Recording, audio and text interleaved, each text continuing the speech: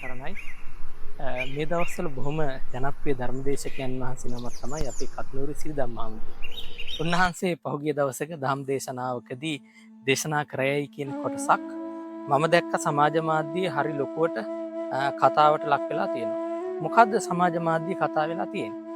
උන්වහන්සේ කියනවා මවක් තමන්ගේ රුහිරය එහෙම නැත්නම් ලේ කිරි බවට පත් කර දීම ආශ්චර්යයක් කියලා.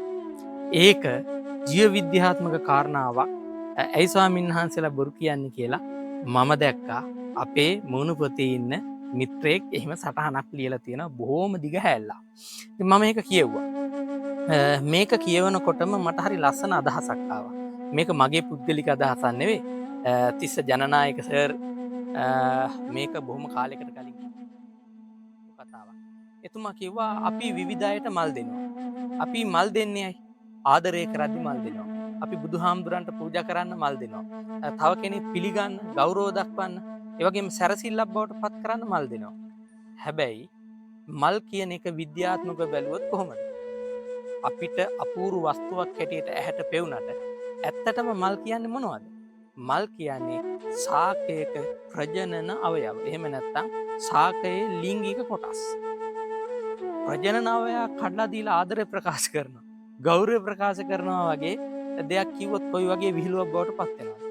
ඒ නිසා විද්‍යාව අපිට අවශ්‍යයි. ලෝකේ අලුත් විදිහට දියුණු වෙන නම් මේ විද්‍යාව ප්‍රතික්ෂේප කරලා කාටවත් යන්න බෑ. හැබැයි මතක තියාගන්න විද්‍යාවෙන් අපි හිතනවා වගේම සාහිත්‍යයෙන් අපි විඳිනවා. මුන්නහන්සේ මාතෘත්වයේ ශ්‍රේෂ්ඨත්වය පැහැදිලි කරන්න තමයි. එහෙනම් මවක් කියන්නේ කොයිතරම් ශ්‍රේෂ්ඨ කෙනෙක්ද? ඒ මහා කැපකිරීම ගැන පැහැදිලි කරන්න තමයි උන්වහන්සේ උදාහරණ පාවිච්චි කරේ. සාහිත්‍යයෙන් ඔබ විඳින්න, විද්‍යාවෙන් ඔබ හිතන්න.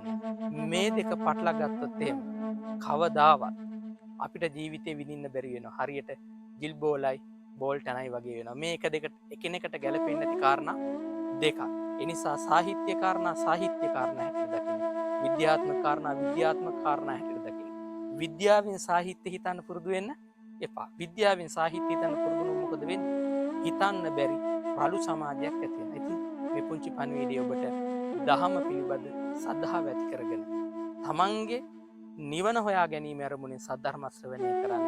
අද බණක් කිව්වත් අඩුපාඩු වෙන මේ සමාජයේ එක අතකට පිරිහීමේ ලකුණක් හැටියට මම දකිනවා. සියලු දෙනාට